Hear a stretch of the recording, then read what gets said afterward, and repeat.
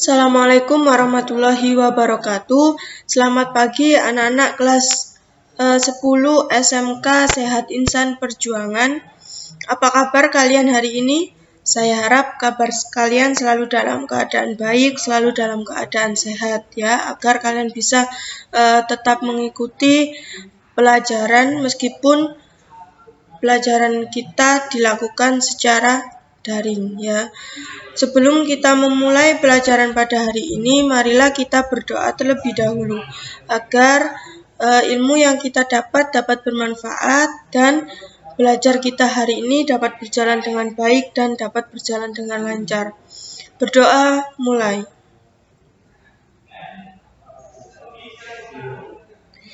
Berdoa selesai. Untuk hari ini kita akan belajar dasar farmasi, yaitu materinya antibiotik. Pasti kalian sudah pernah dengar istilah antibiotik ya. Untuk hari ini kita pelajari lebih dalam lagi antibiotik itu apa, kemudian mekanisme kerjanya seperti apa. Jadi antibiotik itu yaitu obat yang digunakan untuk mengatasi infeksi bakteri. Antibiotik dihasilkan dari mikroba yang digunakan untuk menghambat atau membasmi jenis mikroba lain. Antibiotik digunakan untuk membasmi bakteri, tetapi bukan untuk digunakan menghambat atau membasmi virus. Antibiotik harus diminum secara patuh atau secara bijak. Jadi kalian juga harus tahu ketika sakit kalian, misal kalian sakit influenza, kemudian kalian dikasih antibiotik amoksisilin. Padahal amoksisilin tidak digunakan untuk sakit influenza. Ketika kalian salah menggunakan antibiotik, maka akan terjadi resistensi. Atau kalian saat tidak patuh dalam minum obat antibiotik. Obat antibiotik itu harus diminum, harus habis. Jadi misal kalian periksa ke dokter dapat antibiotik sebanyak 10, aturan pakainya 3 kali sehari. Berarti obat antibiotik itu harus habis dalam waktu 3 hari.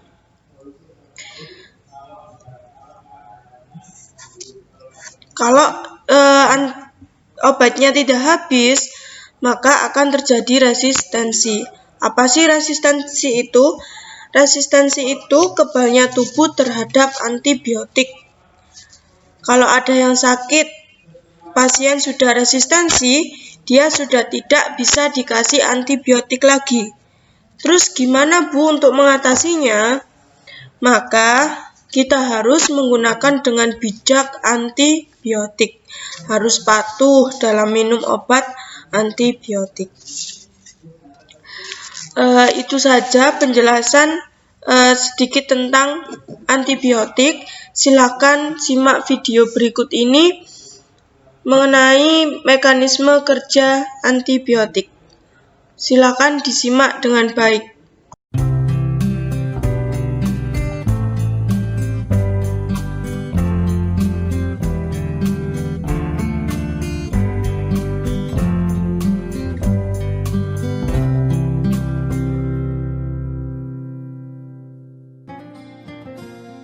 Tahukah Anda bagaimana mekanisme kerja antibiotik?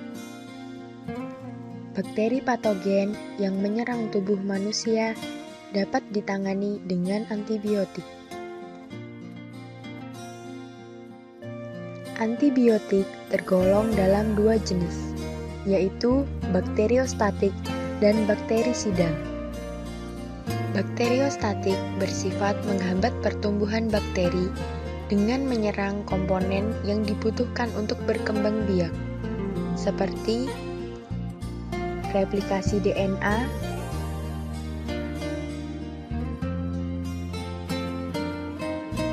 metabolisme enzim,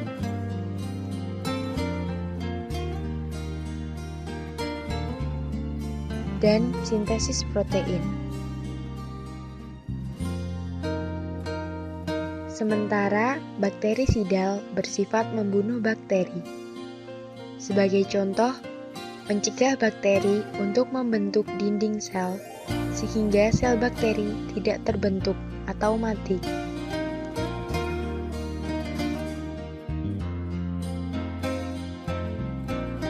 Penisilin adalah bakterisidal. Penisilin termasuk penisilin V digunakan untuk mengobati radang tenggorokan, amoksisilin untuk infeksi dada, dan flukloxacillin digunakan untuk mengobati infeksi kulit. Antibiotik terbagi menjadi dua golongan, yaitu spektrum luas atau broad spectrum dan spektrum sempit atau narrow spectrum. Spektrum luas atau broad spectrum bekerja terhadap banyak jenis mikroba. Spektrum luas bisa membunuh bakteri gram positif maupun gram negatif. Sementara spektrum sempit hanya bekerja terhadap beberapa jenis mikroba saja. Hanya bakteri gram positif atau gram negatif saja. Kebanyakan antibiotik tidak berefek pada sistem imun. Antibiotik tidak bekerja pada virus, karena virus mempunyai struktur yang berbeda dengan bakteri. Virus berkembang biak menggunakan sel tubuh inangnya. Sedangkan bakteriostatik antibiotik bekerja dengan menghambat pertumbuhan sel bakteri dan bukan sel inang. Bakterisidal bekerja dengan menghambat proses pembentukan dinding sel. Sedangkan virus tidak mempunyai dinding sel. Oleh karena itu, antibiotik tidak dapat digunakan untuk membunuh virus.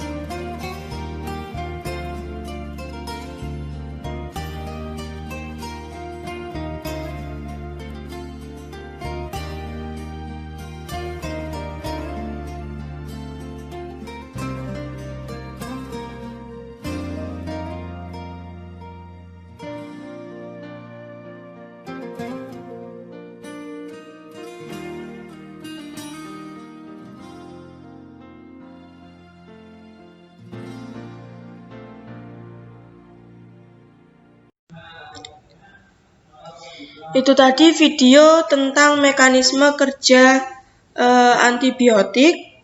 Jadi tugas kalian hari ini yaitu mencatat apa yang ada di dalam video tersebut dan mencatat apa yang sudah saya sampaikan di awal tadi mengenai pengertian antibiotik dan pengertian resistensi antibiotik.